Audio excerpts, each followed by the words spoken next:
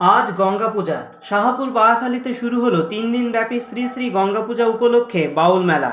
এবছর প্রথম দিনে থাকছে বকখালি সুন্দরবন থেকে আগত শিল্পী নিরঞ্জন দাস বাউল ও সঙ্গীতা চৌধুরী। দ্বিতীয় দিন দুপুর 2টো থেকে পালা বাউল পরিবেশনায় শিল্পী মিনতি দাস ও কোমল দাস। রাত্রিতে সঙ্গীত পরিবেশনা জনপ্রিয় বাউল শিল্পী কার্তিক খ্যাপা, প্রমীলা বিশ্বাস ও জয়ন্ত সরকার। তৃতীয় দিন পালা বাউল পরিবেশনায় রয়েছে রেহানা পারভিন ও সমর দাস। রাত্রিতে বিশেষ শিল্পী কালাচাঁদ খ্যাপা ও ওপার বাংলা থেকে আগত সমাজ ফকির, এছাড়াও বিদিশা ও নিমাই খ্যাপা। বিস্তারিত থাকছে মেঘনাথ বাহাদুরের প্রতিবেদনে। নমস্কার বন্ধুরা, আজ 16ই জুন 2024 রবিবার। আমরা এসেছি বাঘাখালী গঙ্গাতলার মেলায়। আজকে দশহরা। শাস্ত্র অনুযায়ী আজকের দিনে মা গঙ্গা মহাদেবের জটা থেকে পৃথিবীতে অবতরণ করেন। এই যে গঙ্গা পুজো বা দশহরা, হিন্দু ধর্মমতে এই আজকের দিনে গঙ্গা পুজো করলে 10 রকম পাপক্ষয় হয় এবং গত 10 জন্মের পাপক্ষয় পর্যন্ত হয়ে যায় বলে শাস্ত্রীয় ধারণা। আমরা জানি যে হিন্দু ধর্মে গঙ্গা দেবী একটা স্নেহময়ী মাতা হিসেবে পরিচিতি লাভ করেছেন। এখানে আমরা যে জায়গাটায় দাঁড়িয়ে আছি এটা গাঙ্গেয় সমভূমি অঞ্চল। নব্য পল্লীঘটিত এই গাঙ্গেয় সমভূমি অঞ্চলের বিভিন্ন জায়গায় আমরা দেখতে পাই বিভিন্ন খাল, বিল, ছোট নদী, নালা ইত্যাদি আছে, যেগুলি পক্ষান্তরে গঙ্গারই অবদান। অন্তত এই সমস্ত জলাভূমিতে গঙ্গার প্রতীক বলে মনে করা হয়।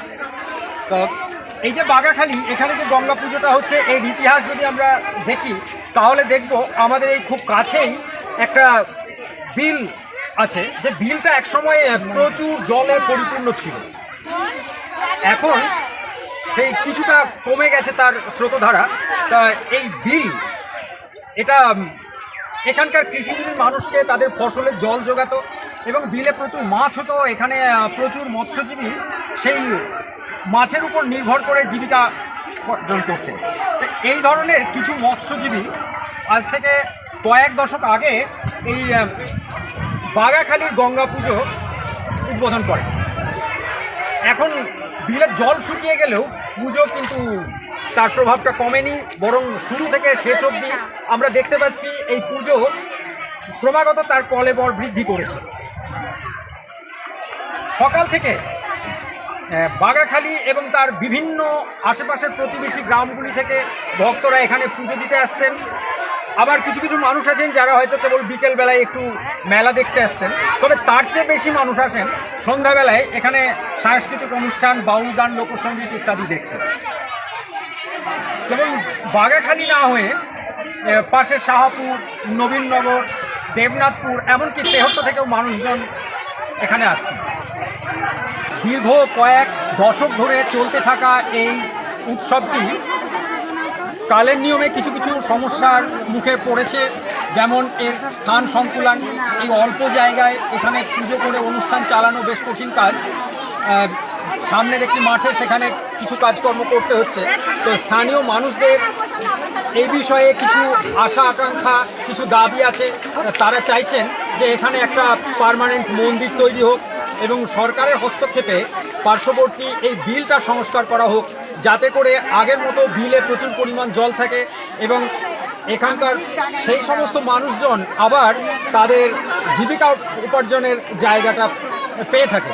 তাহলে এই অনুষ্ঠানটি যেমন দীর্ঘস্থায়ী হবে, এখানকার মানুষের সুখ স্বাচ্ছন্দ্য সমস্ত দিক থেকে উপকৃত হবে যেমন সাধারণ মানুষ, উপকৃত হবেন আমাদের রাজ্য সরকারও। কারণ এখান থেকে যে প্রচুর পরিমাণ মাছ উৎপন্ন হবে, এখানকার সেই সমস্ত বিক্রির উপরে ট্যাক্সটাও তো সরকারের ঘরে পৌঁছবে। এটাই এখানকার সাধারণ মানুষের দাবি। আমরা এখানে এমন একজনকে পেয়েছি যিনি একজন লোকসঙ্গীত শিল্পী, তিনি লালন গীতি গান করেন এবং আমাদের এই যে পুজোটা হচ্ছে এই পুজো কমিটির একজন গুরুত্বপূর্ণ সদস্য। আমরা তার কাছ থেকে জেনে নেব এই অনুষ্ঠানের কি সূচি আছে এবং এর ভবিষ্যৎ সম্পর্কে। নমস্কার, আপনার নামটা বলুন। শম্ভু বিশ্বাস। শম্ভু বিশ্বাস। আচ্ছা, এখানে এই যে পুজোটা হচ্ছে, আজকে কি প্রোগ্রাম আছে আপনাদের একটু বলবেন? আজকে আমার পুজো গঙ্গা পুজো যার উপলক্ষে আমাদের এই পুজো, এই গঙ্গা পুজো। তারপরে লোকগীতি, বাউল অনুষ্ঠান, মাটির গান, ভাটিয়ালি গান, মাটির গান, ভাটির গান, গানগীতি, এই সমস্ত গানই আমাদের অনুষ্ঠান চলে। কদিন চলবে এই অনুষ্ঠানটি? এটা 3 দিন চলবে। একদম 3 দিন চলবে। সন্ধ্যাবেলা থেকে শুরু হয়, কটা পর্যন্ত চলে? সন্ধ্যাবেলা থেকে রাত 12টা। রাত 12টা। দিনের বেলায় বন্ধ থাকে? দিনের বেলায় না, দিনের বেলায় দুপুর থেকে আমার পালা গান। 2টো থেকে পালা গান হয়। লোকজন কেমন হয়? লোকজন মোটামুটি ভরপুর।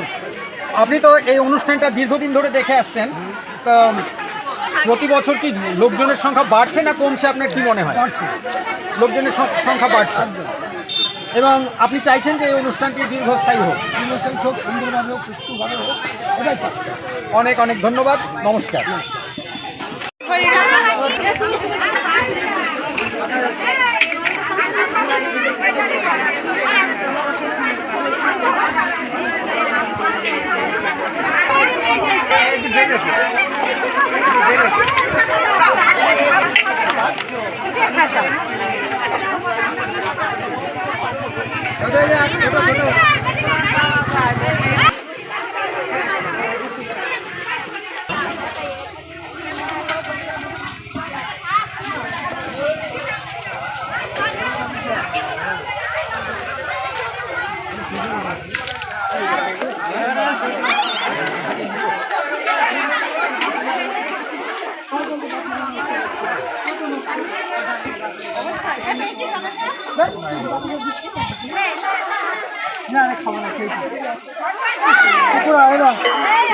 একটু পথে ধুলো মুখে দিন।